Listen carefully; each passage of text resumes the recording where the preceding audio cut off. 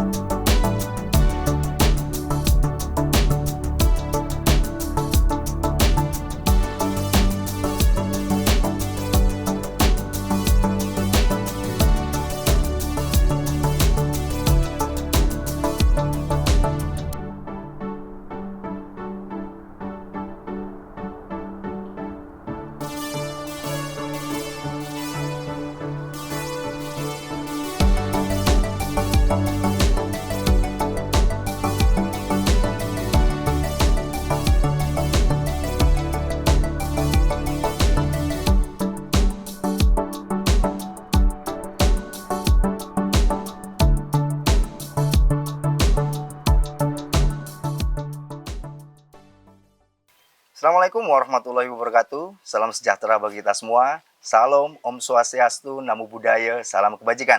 Jumpa lagi bersama saya, Randy Nikoramanda, di program Gebrakan Wakil Rakyat Jawara, Jagongan Wakil Rakyat DPRD Kabupaten Pasuruan. Bertempat di Cafe Tuan Muda Kabupaten Pasuruan, saya akan membahas mengenai sebuah ironi yang terjadi di Kabupaten Pasuruan. Seperti kita ketahui, Kabupaten Pasuruan adalah pusat industri dan banyak ribuan industri yang tersedia di kabupaten ini. Namun sayangnya, hanya sedikit tenaga kerja lokal yang terserap. Sudah bersama saya saat ini ada Wakil Ketua DPRD Kabupaten Pasuruan, Bapak Muhammad Saini, dan Ketua HR Klub Kabupaten Pasuruan, Bapak Wahyu Budi Priyanto. Langsung saja kita sapa keduanya. Selamat siang, Pak. Selamat siang, Pak Wahyu.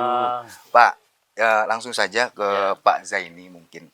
Mengenai ironi ini, bagaimana sih DPRD Kabupaten Pasuruan melihatnya, Pak? Ya, yang pasti terima kasih atas pertanyaannya dan diskusi pada Jawara hari ini, yaitu Jagongan Wakil Rakyat, yang hari ini dengan mengangkat tema bagaimana peluang tenaga kerja muda Pasuruan. Nah, dinamika yang ada hari ini di tengah-tengah perkembangan industri, khususnya industri di Kabupaten Pasuruan dalam rangka menyerap tenaga kerja, khususnya yang tenaga kerja yang muda. Ini menjadi PR besar tentunya bagi kami di DPRD Kabupaten Pasuruan beserta pemerintah daerah. Bagaimana juga ke depan, bagaimana menyusun terkait dengan aturan-aturan yang ada di Kabupaten Pasuruan, sehingga nanti bisa membantu dalam rangka penyerapan tenaga-tenaga kerja lokal. Ini yang menjadi PR kami ke depan, Pak. Makanya hari ini, diskusi hari ini dalam rangka mencari solusi bersama beserta stakeholder yang hari ini hadir, Ketua HRD langsung dalam rangka itu. Ini menjadi PR kami bersama, Pak, dalam rangka menyerap tenaga lokal muda Kabupaten Pasuruan. Dengan harapan ke depan, angka-angka pengangguran di Kabupaten Pasuruan ini lebih kita tekan. Sehingga nanti perekonomian khususnya di Kabupaten Pasuruan bisa lebih baik. Itu yang menjadi harapan kami ke depan. Siap. Tentunya pihak legislatif sudah punya catatan-catatan itu ya, dan akan diwujudkan. Nah, mungkin peran dan dukungan nyata DPRD dalam mendorong peningkatan kualitas angkatan muda ini seperti apa? Salah satunya adalah kita nanti ke depan kita akan serius mendorong kebijakan pemerintah yang perspektifnya bagi tenaga kerja muda dengan memastikan kebijakan-kebijakan yang diambil lebih efektif dan efisien. Itu dalam rangka fungsi pengawasan kami di DPRD. Yang kedua adalah terkait dengan budgeting. Politik anggaran kami, Pak. Setidaknya kami nanti akan juga fokus kepada tidak hanya memberikan pelatihan, workshop yang sesuai dengan kebutuhan di lapangan. Link and match-nya dapat. Jadi fungsi budgeting kami di DPRD ini yang terus akan kita dorong dan akan kita kawal ke depan. Yang selanjutnya adalah sesuai fungsi kami di fungsi legislasi, Bapak-bapak, terkait dengan penyusunan perda yang orientasinya adalah pada peningkatan kualitas angkatan kerja muda yang ini menjadi tantangan dan PR terbesar di Kabupaten Pasuruan. Ini menjadi fungsi legislasi kami yang melekat ini nanti, dan juga akan kita dorong bagaimana perda ini muncul.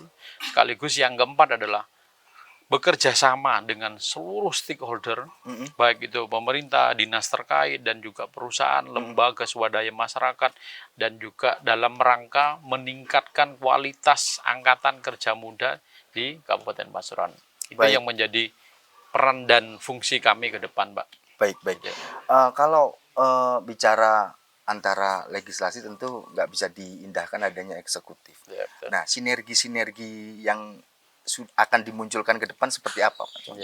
Yang pasti hari ini komunikasi dan hubungan kami antar legislatif dan eksekutif ini sangat baik, Pak. Dan kami juga ada beberapa ruang diskusi untuk melakukan hal-hal terkait dengan salah satunya mendorong adanya perda ini. Dan insya Allah dari diskusi ini kita dapat menyimpulkan beberapa saran serta masukan ini yang nanti akan menyempurnakan diskusi kami dalam rangka kami di DPRD akan mendorong perda penyerapan tenaga kerja lokal ini. Baik, Pak Zaini kan sebagai perwakilan fraksi PDIP di Kabupaten Pasuruan. Nah, mungkin menurut Bang Zaini pribadi, apa sih tantangan terbesar para generasi muda di Kabupaten Pasuruan untuk menghadapi dunia kerja yang kompleks ini menurut? Tantangannya yang beberapa kali saya amati secara pribadi, tantangannya adalah kesiapan kita secara SDM. Ini PR kita bersama, bagaimana juga menyiapkan secara soft skill, hard skill, dan juga etos kerja SDM kita nanti yang akan kita bangun dan seriusi bersama dalam rangka menyiapkan tenaga-tenaga kerja muda sehingga nanti di dunia perusahaan, di dunia tenaga kerja ini sudah siap dan mampu. Itu PR kami, pandangan kami. Baik, kalau melihat bicara tadi soal etos kerja, skill, dan lain sebagainya, berarti perlu ada sebuah sekolah vokasi mungkin. Dan itu link and match-nya gabung sama pelaku usaha. Nah, menurut Bang Zaini seperti apa? Ini yang akan kami lakukan pasca diskusi hari ini. Makanya ruang-ruang dan ruang-ruang yang vokasi seperti yang akan kita fasilitasi dan kita dorong Siap. untuk bagaimana juga memberikan pendampingan dan solusi, setidaknya mengedukasi Iya, tenaga-tenaga muda di Kabupaten Pasuruan, setidaknya sebelum mereka ikut ataupun masuk di dunia kerja perusahaan sudah siap dalam rangka itu, menyiapkan tenaga kerja yang baik. Baik.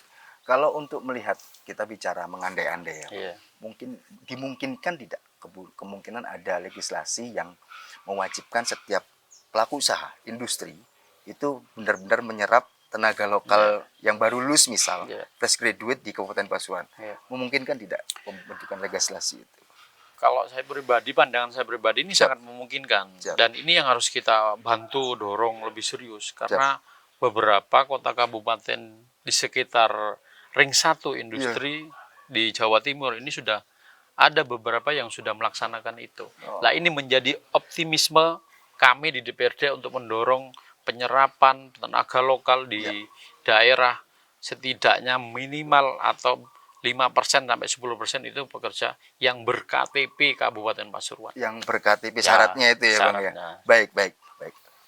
Makin menarik nih, Bang. Saya mohon izin geser ke Pak Wahyu Budi Priyanto ya, sebagai Ketua HR Club Kabupaten Pasuruan, Pak.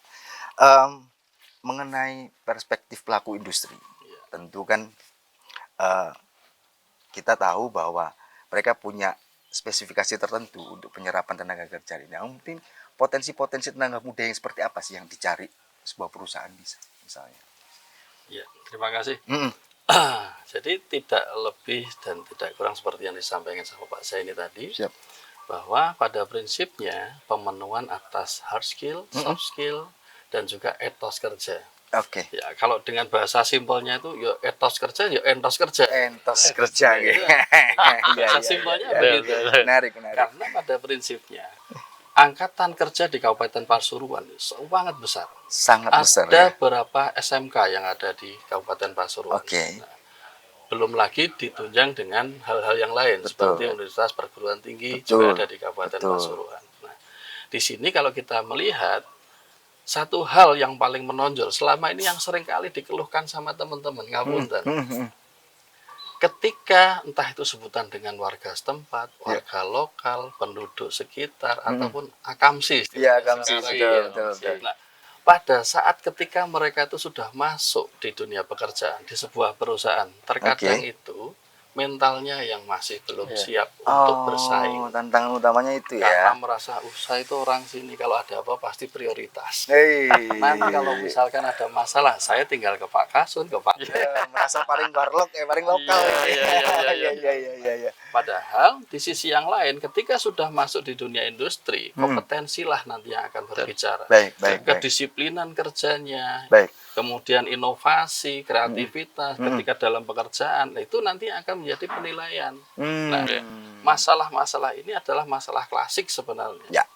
Kenapa kalau saya melihat di Kabupaten Pasuruan ini, jangankan yang di level untuk karyawan produksi, di level manajerial, manajer HRD yang asli Kabupaten Pasuruan, jumlahnya nggak banyak. Dan kebanyakan diisi oleh orang-orang luar. Sampai saat ini pun teman-teman yang tergabung di organisasi kami di HR Club Pasuruan, ada yang Surabaya, Sidoarjo, Malang, Pasuruan sendiri sedikit.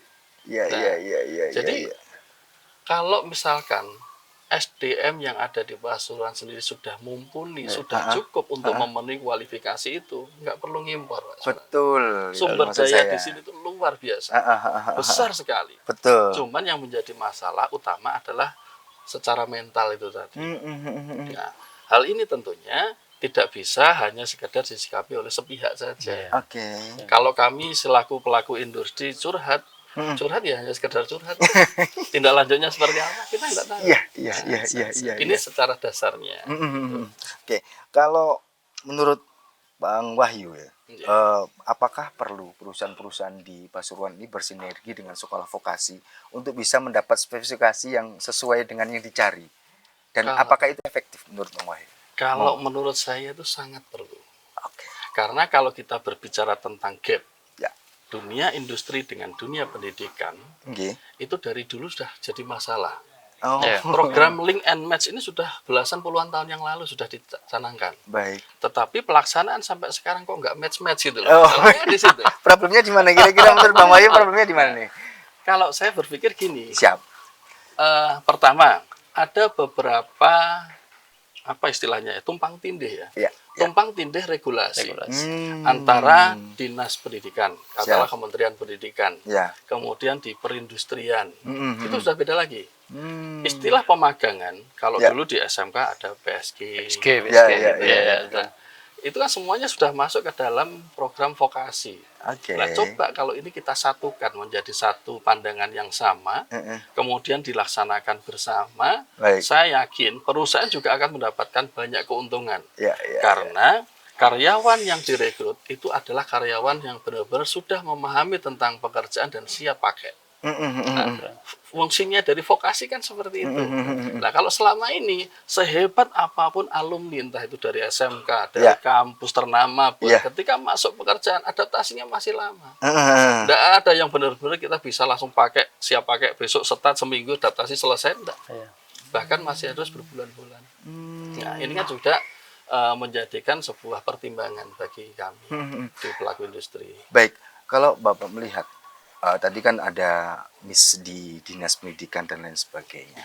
Kalau sebagai pelaku usaha melihatnya lulusan-lulusan SMK di Kabupaten Pasuruan ini seperti apa sih? Kalaupun ada yang perlu ditingkatkan, apa yang perlu ditingkatkan?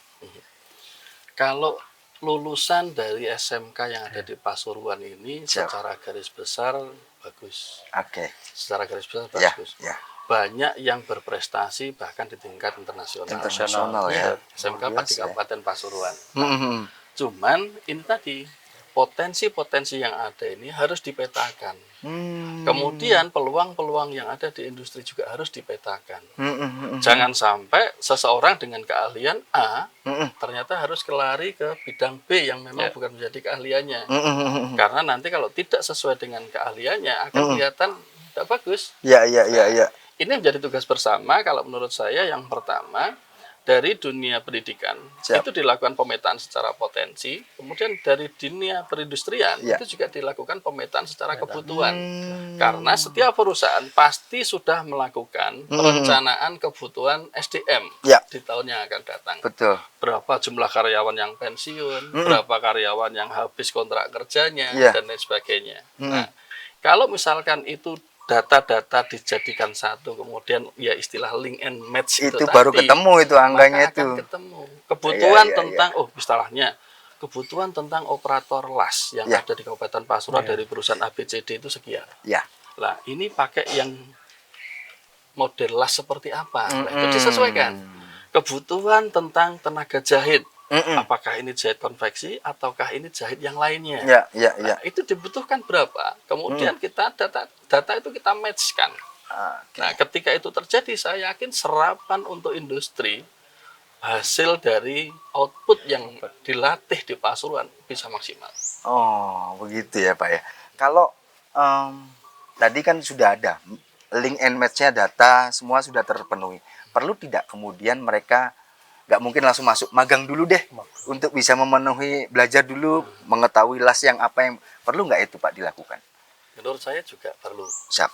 Karena itu juga akan menjadi sebuah nilai plus bagi kedua belah pihak. Baik, baik. Yang pertama, bagi perusahaan, ketika karyawan atau calon karyawan tersebut melakukan pemagangan lebih dulu, proses adaptasinya itu dilakukan pada saat pemagangan. Ya, ya. Sehingga ketika ditarik menjadi karyawan, itu sudah siap pakai. Oke. Terus yang kedua, keuntungan dari para pemagang atau para calon tenaga kerja, ketika melakukan pemagangan itu masih banyak sekali toleransi-toleransi. Jadi dia sambil belajar, Ya. sambil istilahnya belajar sambil kerja. Oke, Nah, oke. dengan suasana yang seolah-olah memang sudah bekerja beneran, tetapi dalam konteks belajar. Ya. Itu nanti akan ada penyesuaian-penyesuaian, sehingga pada saat yang titik temu itu tadi, Ya. semuanya akan berjalan dengan mulus. Oh gitu. Ya. Baik. Sebagai ketua klub HR, Ya. perlu nggak atau ada wujud konkret nggak dari Pak Wahyu ke pelaku usaha supaya benar-benar merekrut tenaga lokal dan sesuai spesifikasi? Perlu nggak itu, Bang? kalau bagi kami itu juga perlu. Oke. Karena kalau kita menciptakan sebuah program itu tidak boleh setengah jalan. Iya. Oke. Artinya kalau kita pakai program, anggaplah program TIUan, mulai dari pemetaan, pelatihan, sekaligus harus dengan penempatan. Sehingga kalau upaya-upaya yang kita lakukan oleh anggota HR Club ya, perusahaan-perusahaan anggota HR Club ini kita sudah terjun ke lapangan. Kita sudah bekerja sama dengan SMK yang ada di wilayah Kabupaten Pasuruan. Ya. Entah itu sebagai pemateri, entah sebagai tempat pemagangan, dan lain sebagainya. Untuk pelatihan dan sebagainya, kita siap. Nah, artinya, sebenarnya ini kita hanya membutuhkan dukungan yang konkret dari berbagai pihak. Agar Misalnya program yang sudah dijalankan ini, itu bisa dilakukan secara jamak dan dipayungi oleh hukum. Ya, legal ya. Artinya ada perlu dorongan dari pihak legislatif tentunya untuk membuat payung hukum. Tadi kita sempat berdiskusi soal calon pekerja difabel tadi. Nah, itu kan sudah ada payung hukumnya. Menurut Bang Wahyu seperti apa tuh? Ya. Kalau implementasinya saat ini ya maksudnya? Kalau saat ini, ya, yang perlu kita lakukan adalah sosialisasi tentang peraturan atau sudah yang sudah menjadi kewajiban bagi perusahaan yang sudah ada undang-undangnya. Nah, masih banyak sekali kalau menurut saya pemahaman di lapangan ini berseberangan dengan apa yang seharusnya. Jadi banyak sekali teman-teman di perusahaan itu yang masih berpikir bahwa kaum disabilitas yang dimaksud itu adalah cacat bawaan lahir. Padahal yang dimaksud bukan hanya sekedar cacat bawaan lahir, tetapi mungkin karena cacat karena kecelakaan atau peristiwa tertentu yang akhirnya mungkin kehilangan anggota tubuh atau kehilangan beberapa fungsi dalam tubuhnya. Nah, ini sudah termasuk kategori disabilitas. Nah, kalau untuk perusahaan-perusahaan yang notabene pada teknologi, karyawan cuma 100, satu orang cukup ya, terpenuhi. Ya sebenarnya. Kalau karyawan yang padat karya, mungkin jumlahnya 1000, berarti harus 10 orang. 2000 berarti 20 orang. Saya sarankan kalau menurut kami, ketika sosialisasi ini dilakukan, maka perusahaan tersebut akan melakukan pemetaan internal. Ketika sudah diketahui, oh ternyata yang masuk dalam kategori disabilitas di perusahaan kami ada sekian jumlah karyawan. Nah, itu dilaporkan ke dinas terkait. Dinas tenaga kerja ya dalam hal ini ya. Ketika masih ada kekurangan, maka pemenuhannya seperti apa? Monggo, nanti kita bicarakan bareng. Nah, kalau misalkan semua yang terkait ini nanti bekerja sama, pemetaan, oh di Pasuruan ini disabilitas yang tunarungu sekian, tunawicara sekian, tunanetra sekian. Lah, mana yang sekiranya nanti akan cocok dengan dunia industri yang itu, bidang usaha yang dilakukan itu. Baik. Sehingga ketika nanti pelatihan itu dilakukan dan penempatannya pasti di industri itu. Nah, karena gini, kalau misalkan kami di industri, ketika mau menerima karyawan yang disabilitas, terkadang ada beberapa oknum yang masih berpikir yang normal aja susah. Nah, ini logis sekali, karena kita dikejar tuntutan target dan lain sebagainya. Tetapi ketika kesadaran itu sudah dimunculkan, ada beberapa nilai plus. Contohnya mungkin yang pernah saya sebutkan, teman-teman yang tunarungu. Ketika bekerja di tempat suasana yang bising, dia nggak akan terganggu. Dia akan tetap fokus kerja. Malah nggak sempat guyonan kanan kiri ya. Gibah nggak sempat gitu Pak ya. Ini kan sebenarnya. Di luar komunitasnya. Ketika dia sudah dikasih instruksi kerja, oh kamu harus membuat ini, melipat ini, menata ini, udah dia akan fokus pada prinsip itu. Boleh seharusnya menguntungkan perusahaan sebetulnya. Karena tidak terganggu dengan hal-hal yang. Tapi itu sudah ada payung hukumnya kan, Pak. Sudah tinggal tinggal implementasinya aja. Jadi tinggal pengawasan dari Pak Zaini ya. Menarik nih Bang Zaini. Mohon izin Pak, saya langsung lempar ke Bang Zaini. Mungkin pengawasan mengenai calon-calon pekerja disabilitas dan penyerapannya seperti apa yang di DPRD Kabupaten Pasuruan ketahui. Baik, terima kasih.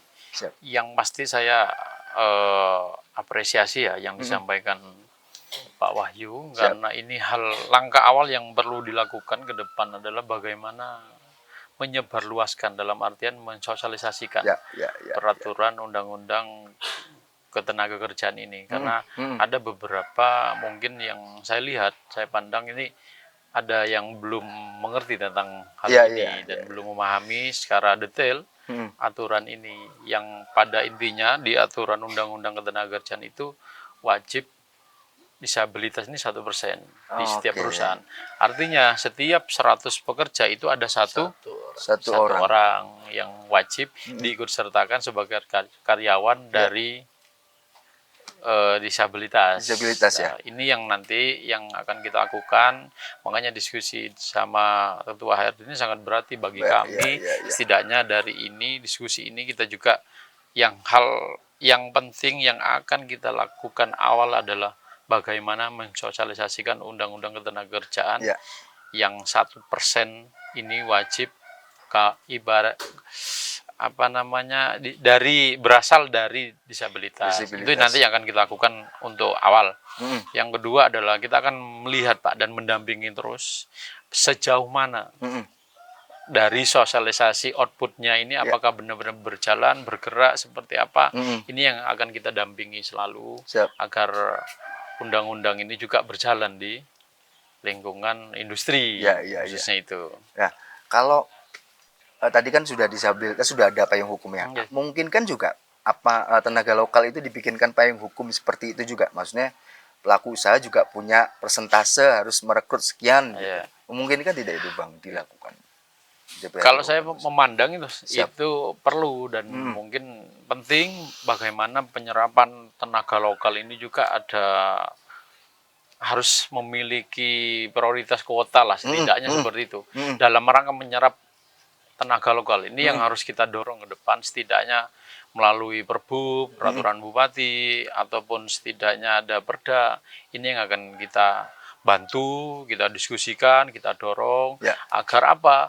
Agar tenaga kerja di Kabupaten Pasuruan khususnya tenaga disabel dan tenaga kerja muda ini bisa terserap dengan baik. Ya. Kalau melihat tadi kan saya merasa nih pribadi, saya merasa perlu adanya kolaborasi antara DPRD dan HR Club kayaknya. HR Club. Karena HR Club perlu payung, ini yang pihak legislatif yang kemudian menyetujuinya kan begitu ya Pak ya. Nah mungkin sebelum saya tutup, saya mohon izin ke Bang Zaini dan Bang Wahyu minta waktu 2 menit untuk memberikan harapan, saran, tips kepada generasi muda khususnya di Kabupaten Pasuruan supaya benar-benar terserap ke pelaku usaha di Kabupaten Pasuruan. Monggo Bang Zaini dulu. Ya, terima kasih. Yang pasti saran saya kepada seluruh anak-anak muda yang nantinya akan berkecimpung di dunia industri. Orang Medan mengucap horas, suaranya merdu terdengar jelas. Ayo pemuda tingkatkan kualitas agar rezeki melekat tidak sekedar melintas. Mantap. Itu dari saya pesan-pesan kepada teman-teman anak-anak muda di Kabupaten Pasuruan biar setidaknya meningkatkan kualitas SDM dan etos kerjanya agar ke depan siap menyerap tenaga kerja lokal. Mantap. Baik, Bang Wahyu, monggo silakan kameranya. Iya. Untuk generasi muda di Kabupaten Pasuruan, ketika kalian sudah mengenali dan memahami potensi yang ada dalam diri, kejar sesuai dengan cita-cita, sesuai dengan potensimu. Tetapi di luar sana banyak yang belum paham tentang dirinya sendiri, belum mengenali potensi dirinya sendiri, maka jangan pernah pilih-pilih pekerjaan pertama. Yang ada, jalankan, lakukan, dan belajarlah secepat mungkin. Maka jenjang karirmu bisa ditingkatkan. Mantap. Terima kasih Bang Zaini dan Bang Wahyu. Mohon izin saya tutup. Tribuners, itu tadi bincang santai saya bersama Wakil Ketua DPRD Kabupaten Pasuruan, Bapak Muhammad Zaini, dan Ketua HR Klub Kabupaten Pasuruan, Bang Wahyu Budi Priyatno. Semoga bisa diambil pesan dan manfaatnya. Saya Randy Kuramanda, pamit. Assalamualaikum warahmatullahi wabarakatuh. Waalaikumsalam warahmatullahi wabarakatuh.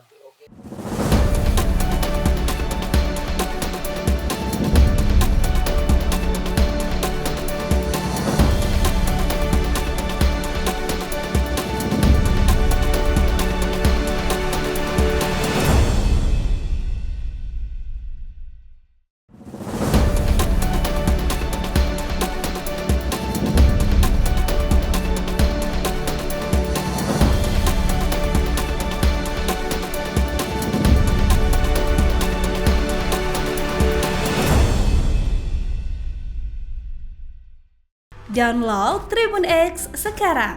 Menghadirkan lokal menjadi Indonesia.